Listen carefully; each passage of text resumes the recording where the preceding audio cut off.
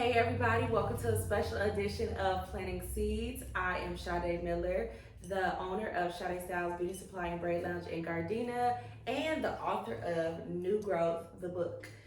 I have my mom here, Liza Smith.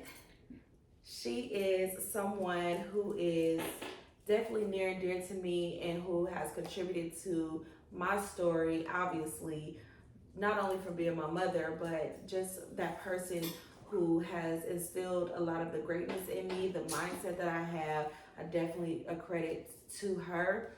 She wrote her page in the book. It's on page, sorry about that. Mm, mm, mm, mm. Page 1, a message from my mother. So that was a letter that she wrote to me, and you can find that in the book, New Growth, the book, A Journey Towards Wellness and Self-Worth. Currently, I am signing the books.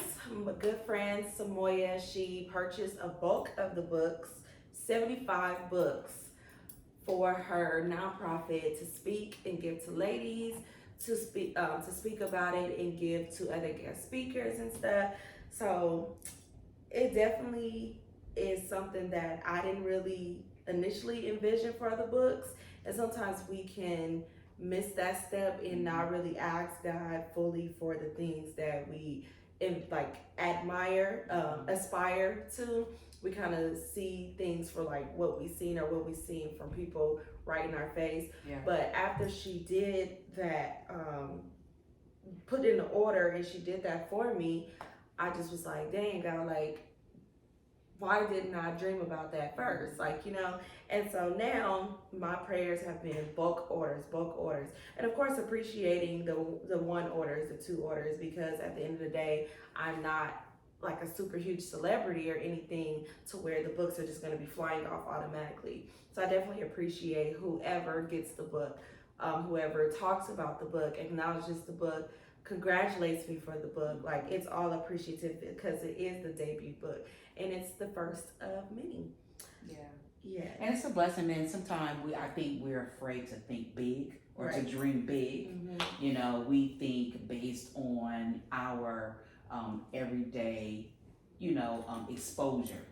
Right. You know, and sometimes we don't think big. Mm-hmm. And I'm glad that you're learning how to think bigger for yourself and step into that space, and I know sometimes it can be uncomfortable because you are learning how to think on a bigger scale, and it can be scary because the bigger you dream, the bigger you have to execute. Exactly. And that's sometimes that can be fearful. Yeah, because that's the part, like, I think for me, I've always been imaginative and like creative, and I always like created from a standpoint of not necessarily things that the environment or the community that I've seen. I've always kind of seen bigger companies, and I'm like, I'm not afraid to run my business like a corporation, like a Target or whatever, bigger companies. But I think the part that now I'm kind of like wowed about and challenging myself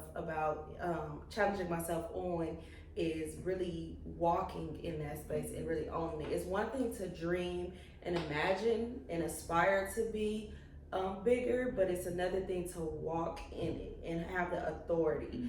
And having an authority, I feel like, is not being afraid to have a voice and not unapologetically. Like, literally on the book, I have a dedication to those that aspire to love themselves unapologetically. So once you're unapologetic, it doesn't matter what other people think of you. I've always been that person where I'm not like a conflict. I'm not into conflict. I'm not confrontational. I mean, I will defend myself if I need to, but I don't lead with that energy. Like, I feel like I'm not easily offended. I let people do what they do. I mind my business. I be chilling. But the parts that affect me is when people attack my character. Yes. So me knowing that, I know that was something that I had to tackle as I'm aspiring to do and be bigger than my brand, myself, whatever. I feel like if I can allow X, Y, and Z to attack my character and me move a different way or feel some type of way about it, and it affects me so heavily, then that's the thing that God wants me to work on. Exactly. Like that's how you know you're being stretched and you're being challenged. Right. In that particular moment. You know, you're being challenged and you're being stretched for the next level of your life. For sure. Because it shouldn't matter what others think. Right. Like, I'm me. I'm Sade. I'm Sade Styles. Now, like, you know, that's a whole person in itself. You know, Sade Styles is, I dress like this, I walk like this, I talk like this. You know, obviously Sade Miller is still attached to that because it's who I am. But now that the brand is becoming bigger than myself, it's like now walking down the streets, it's gonna be like that's Sade Styles. Exactly. So knowing that, it's like the poise has to be different, the movement has to be different, being unapologetic, standing up for myself in that moment, all these things. It's like God is shifting me to this new me, the woman that I've always aspired to be. But like I said, it's one thing to aspire. It's kind of like the saying that faith without works is dead. You can have all the faith in the world to be X, Y, and Z, but what works are you doing to be that? So I feel like I'm in that season of becoming. I agree. And I see it on you every day. Thank you. Thank you. Yeah, no, and I look at it too as like changing your appetite. Like appetite isn't necessarily just for food. Appetite are the things that no longer serve you, and being okay to say, I don't have an appetite for that anymore. I actually enjoy this. I don't really have an appetite for those type of people anymore. Right. I actually enjoy these type of people. Exactly. You know, and so I think I'm like feeling those growing pains, and you know, some days it's confusing because it's like, wow, yeah, I don't have appetite for this anymore, but I enjoy this, but why? And just understand that it's okay, because that's all part of growing. Because most people that don't accept that level of growth, they usually become complacent. Right. And they don't grow, and they become very unhappy. They become jaded, you know, because they miss their season of growth. Yeah. You know, because we all have a season of uncomfortability, and usually that season of uncomfortability means that you're being pushed to grow. For sure. But sometimes, because we have free will, sometimes we don't step into that season out of fear. You know, so the part that's uncomfortable is when you decide to ignore the fear and step into your season of growth and to walk through that season anyway. Trusting God. Yeah. Absolutely, because even when you have those aspirations, or when you just say faith, when you have that faith, clearly it's faith is the things of the unknown. Like you don't really necessarily know what's gonna come out of it. Like when I'm writing this book, you know, it's like I said, it's not like it's New York's bestseller, you know. Of course that's, you know, God willing, that's a goal.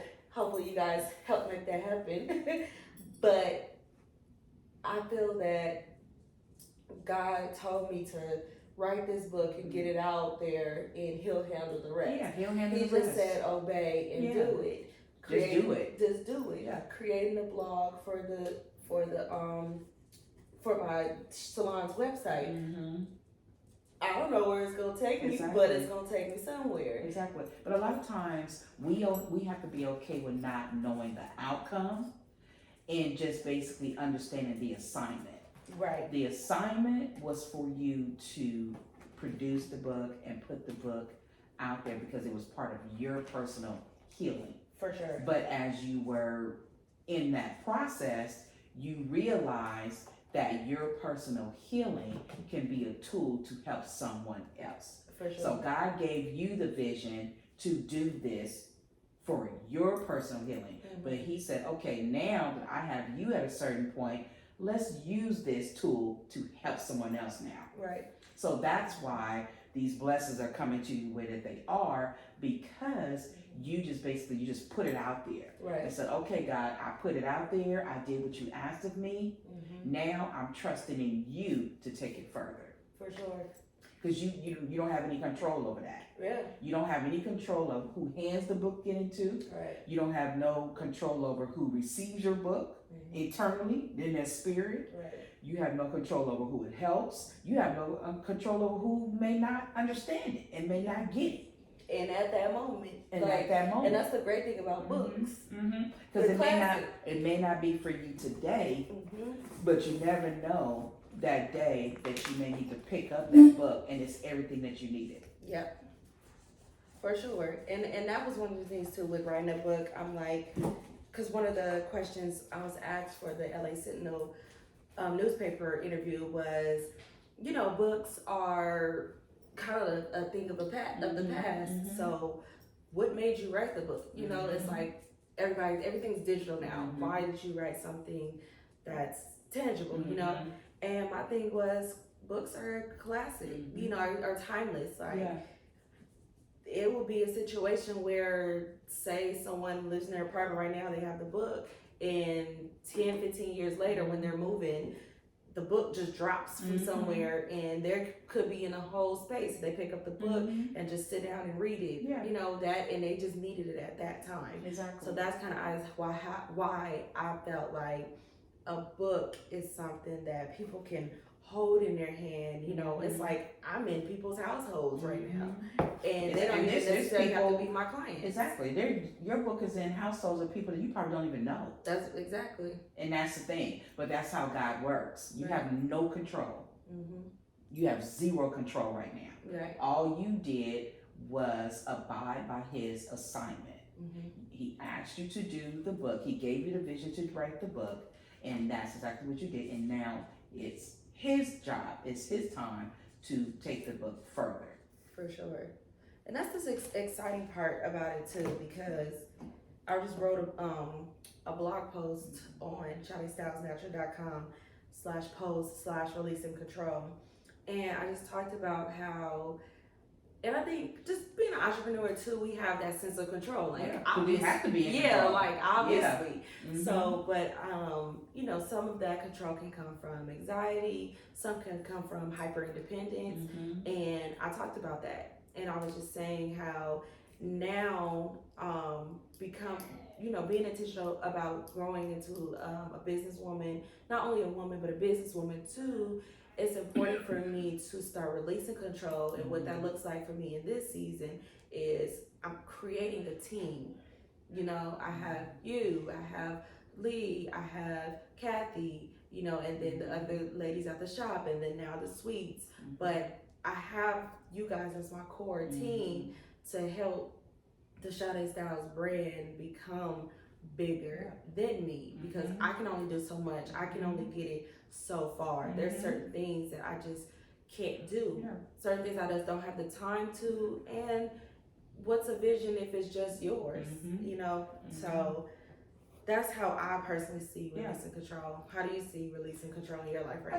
I see the same. I would say releasing control is just basically understanding that I don't have to control every area of my life. I don't have to control everything. My job is to control the things that I can control, that are within my control, and understanding that and learning that it's okay to release some things. But it also comes with the fear of loss. It also comes from being a survivor. When you grow up being a survivor, you feel the need to have to control everything, because if you don't, everything around you will fall apart, and that's part of your survival. Absolutely. So you can't afford to have anything fall apart. Right. So that spills over into multiple areas of your life. Yeah. But you can't control everything. Right. You can only control the things that are within your power. Exactly. I can't control if I'm going to be accepted for a new career. I can't control a new relationship. I can't control my children. I those things are out of my control. I can only control the things that are within my power. Everything else I have to trust God. So has it been easy? No, it's never easy. Releasing control.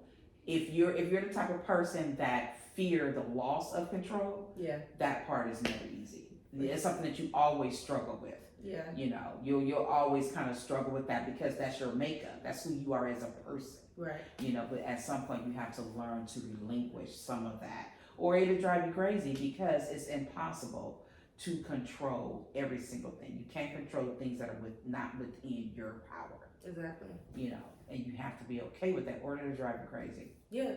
No, absolutely. I mean, literally, like I said, with just from my experience with the release of control right now in this season, it's like I literally can't do everything. I mean, I can't be braiding hair and answering emails and answering calls and like physically you just can't do everything. And then as you're growing as an entrepreneur too, you understand that your access has to change. Exactly. You know, so releasing control has to happen because if you are controlling so much, obviously you have to have your hands in everything, and then that's where certain issues come into play.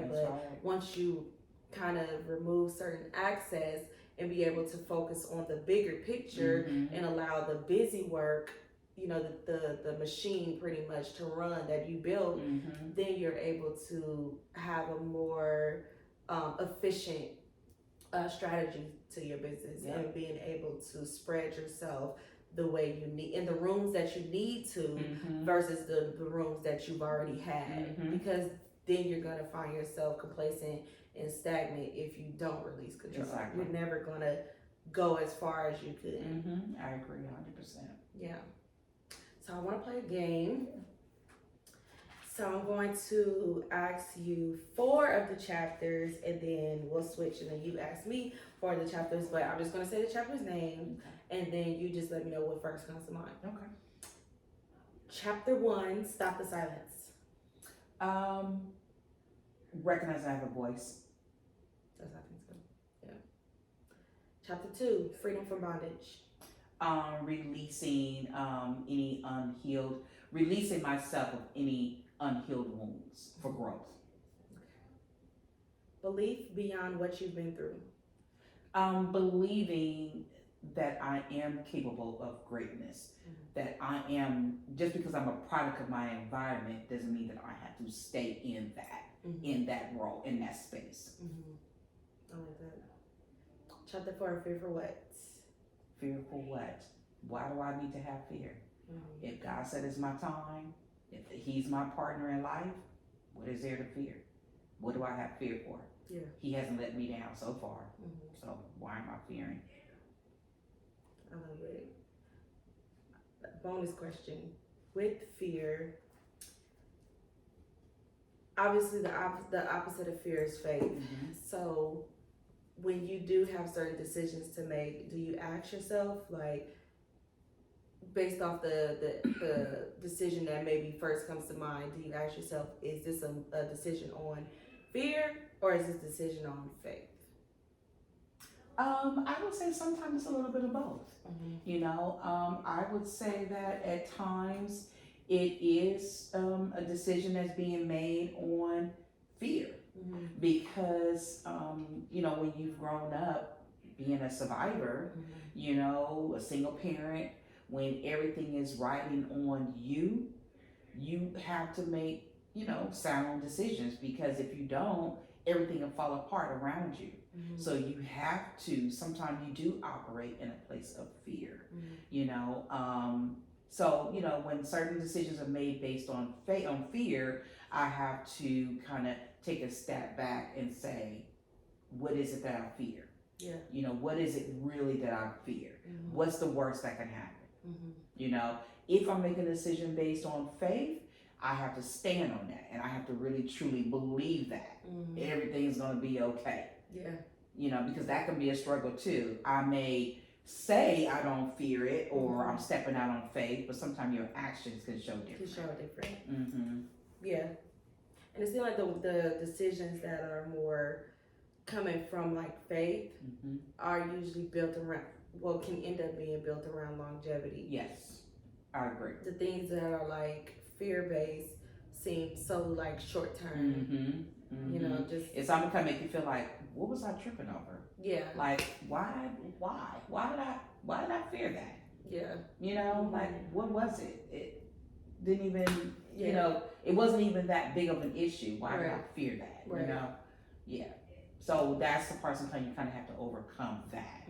And sometimes that's the part that can be a little debilitating, is because, you know, when you've been operating out of a place of fear and survival for a very long time, it becomes your makeup of who you are as a person. So you have to unlearn a lot of that stuff, you know, and it's not easy.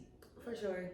And definitely is something, once you're intentional about it, obviously you're still going to find yourself doing it, operating in that way, but the more and more you do it, because you're intentional now, you'll see it start shedding and shedding, and now then it'll switch to operating in more faith. Exactly. Fear. Exactly. So I want your turn to ask me the chapter 4. All right. Okay.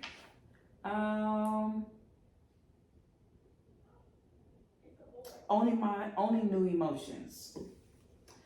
Only new emotions for me is basically what it says. Like, because I'm transitioning to a new space, I can't react the same way I did before with something, because now I'm stepping into a new authority. So it's just really changing certain behaviors, like I said, changing access.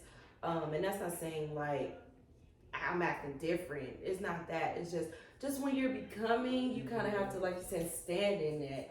And certain things you once did, you can't necessarily do, you know, in this new space. Exactly. I agree.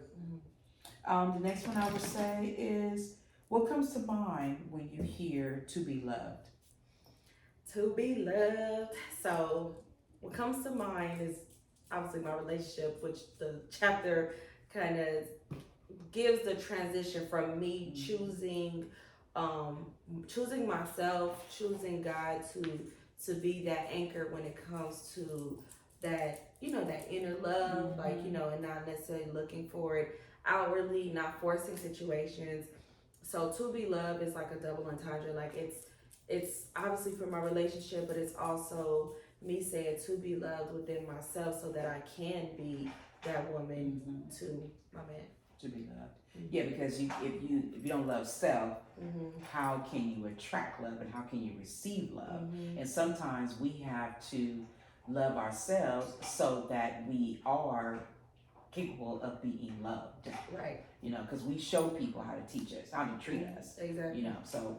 Yeah. And to be loved is like a call to action too. Like that's why I titled it like that, because it's like, well, it kind of could be in a sentence like, well, to be loved is to X, Y, and Z. Or, you know, to be loved is like something you would say to yourself, like, I'm feeling love. Like, to be loved. Like, I don't know. It's just a call to action. When I said it, when I say it's that's the energy that I'm trying to give for that. Yeah, good one. First class. First class, Black girl luxury. I'm super big on Black girl luxury, especially right now. And when I say luxury, it's not necessarily like designer bags, designer shoes, and stuff like that. Okay. Black girl luxury is just embodying that, like I said, that bossness, and just walking and having the luxury to manage your time the way you know would like it to be able to do the things you want to do.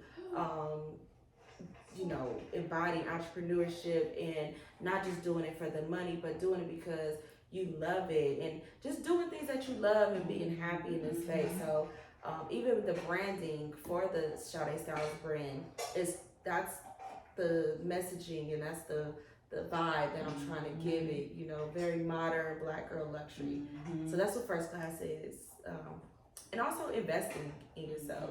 Because if you think about just first class when it comes to a plane, it's like people invest in being first class, and it's sort of that status symbol, but it's not necessarily status for me.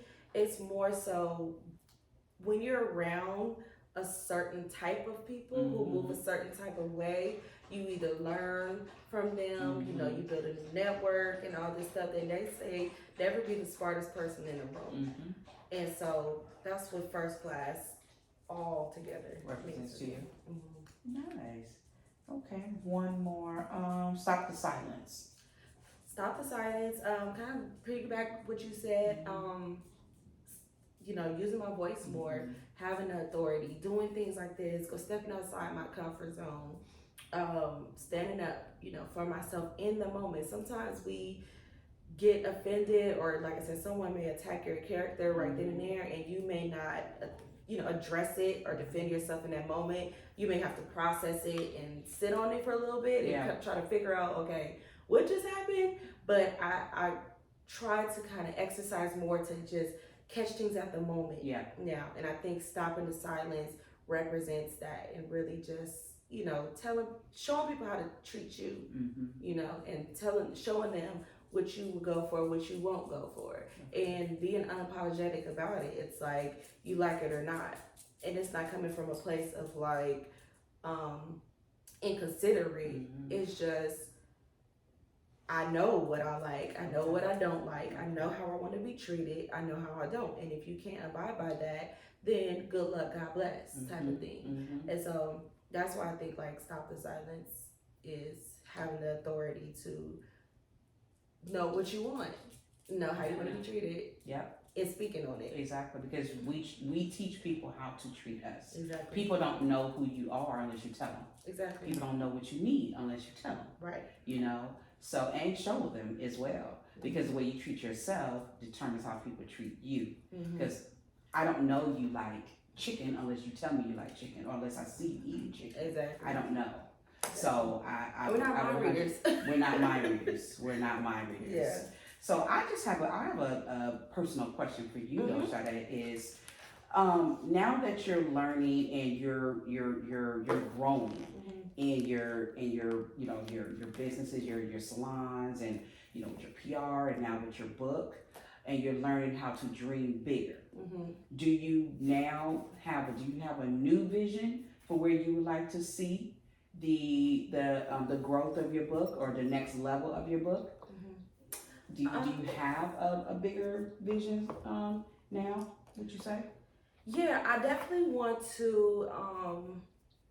So one of my tactics now is definitely getting out there to do pop-up shops, doing the Juneteenth festival in Lamert on June 19th with Nina's Organics. Awesome. Shout out to Nina. And then we're doing an event on the 16th, I believe that's Saturday before. I'm also joining her for that pop-up. Okay. And so with that tactic, I see the books definitely getting in more hands, but being a part of organizations too. Like, I want to pitch myself for, you know, women's centers, and not even just women, but you know, like group homes, like stuff like that, to be able to share my story, because obviously could have been a statistic, and obviously doing amazing things based off of choosing otherwise. And I just want to give that hope, and just show that. And I've always wanted to give that hope, but sometimes we can want to give to the wrong people, and it can make us jaded and discourage us. So I feel like I'm just trying to find that right audience, so I don't feel like I'm pulling teeth from the wrong people, and I'm not talking to the people that God is trying to use me for. So I'm in this discovery phase, and I feel like the tactic with doing the pop-up shops and stuff like that is going to lead me to those people. Okay, so you feel that you're putting yourself in different spaces is helping you understand and see and recognize who your audience is? Got it. Yeah, because I think writing a book, I thought my audience for sure was just going to be entrepreneurs, just straight up business women, business owners, whatever. And obviously everyday people too, or people who, you know, maybe struggle with their mental health, or enjoy the environment of wellness and stuff like that. But what I'm now learning is okay, this book has a certain niche, and I'm not particularly sure who exactly, but I know the steps to take to get closer and closer and closer. Yes. So I'm definitely in a space with the business too, in a space of discovery, with that, and just asking God, like, lead me to who Sade fits for. Like, exactly. I know that I'm not meant to serve everybody. I know that Sade Styles is not meant to service everybody. It's not meant to have just anybody as braiders in there, right, as well as the sweets. I feel like I personally have a certain niche personality that I will attract a certain niche personality, right. And I think I'm just trying to figure out what that looks like. Yes. Yeah. So I'm just doing certain tactics and being strategic about certain things to kind of see that. I'm in like a market research phase. Got it. With I all would of it. 100% agree. Yeah. Yeah. Yeah. So I'm excited. This has been a wonderful planting seeds. Just impromptu and just signing these books. Going to deliver them out to Florida tomorrow.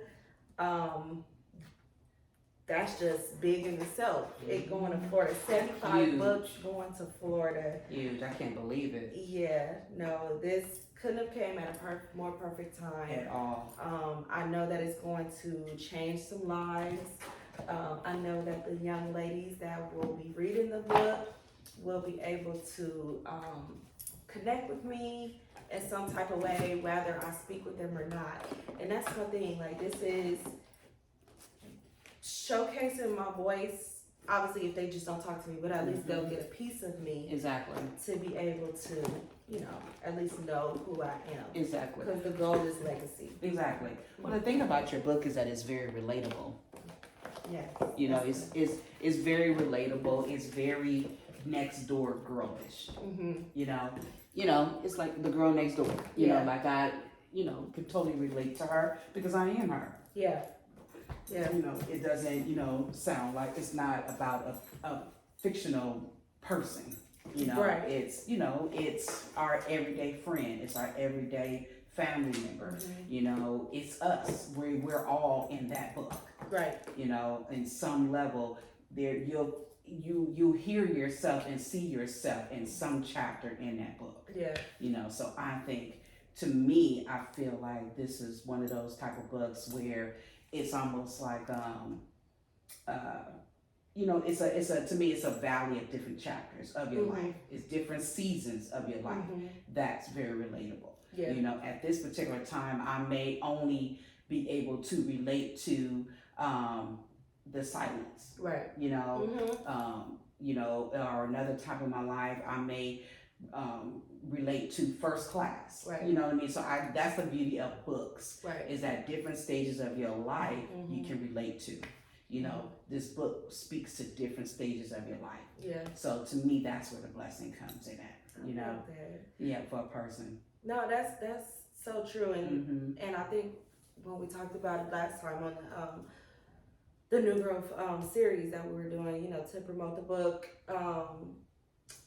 Once people are done reading New Growth, it's like once they close the book, they're gonna step into that journey towards that wellness, that new growth, that new this. They're gonna feel a sense of like, ooh, okay, I'm in a new chapter, a new sense of transition.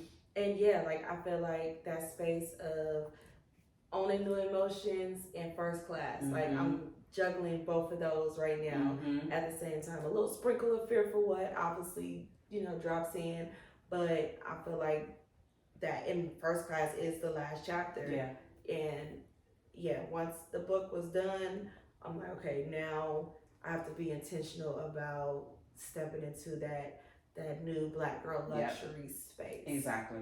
And just having no limits. Like I can do anything that I want. Anything. Pretty much. Exactly. Yeah. Black girl luxury. Yes. So I'm excited. Make sure you guys order New Growth the book. You can go to newgrowththebook.com. You can follow me at Hey Sade, that's with 4 Y's. Also the salon page, Sade Styles Braid Lounge. Styles Plus Company, Salon Suites coming soon to Lawndale. Coming soon. Open in June. So definitely, if you are an entrepreneur that is in the beauty space, like I said, stylist, barber, esthetician, braider, massage therapist, etc., definitely click the link in the bio on my Instagram page to inquire about the salon suites. Sade Styles have braid booths available. If you want to get into that and you want to start your career as a braider, we have a whole incubator program pretty much going on. Also, we have Boss Braiders Boot Camp. That is where I do. Oh, it's levels. It's levels. We got Boss Braiders. So here we go. We got Boss Braiders Boot Camp. That's the one-on-one. But you got something available for every stage of your career. Okay. We got Boss Braiders Boot Camp, one-on-one training that I instruct. And then, so that's, if you're a beginner braider, maybe you want to touch up on skills, you're a home braider, maybe you want to learn some things to grow your clientele, learn about the business. I incorporate coaching classes, virtual coaching classes within that. And then the one-on-one portion where you're learning how to braid is in person. Then I have the Sade Styles Braid Lounge where the booths are for rent, so you can actively take your clients, and then the salon suites. So yes, every step of the way and getting you ready to be your own boss, no matter what field you're in the beauty space. So that's me, Sade Styles, Sade Miller. Thank you, Mom, for being here. I appreciate the conversation. Yeah. I appreciate you helping me with the journey, with the book, with writing the book, with helping me with editing, getting, the pointers that you was able to give me and throughout life that I'm able to incorporate in the book.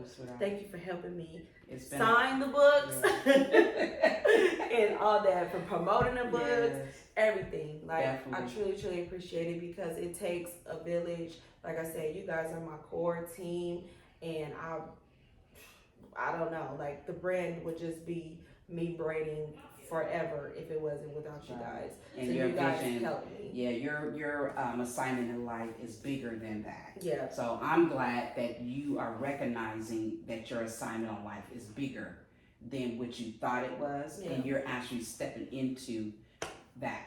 Yeah. You're stepping into, okay, God, what do you have me here for? Yeah. What is my assignment? What do you want me to do? Right. And I personally feel like you're walking in that space. Yeah.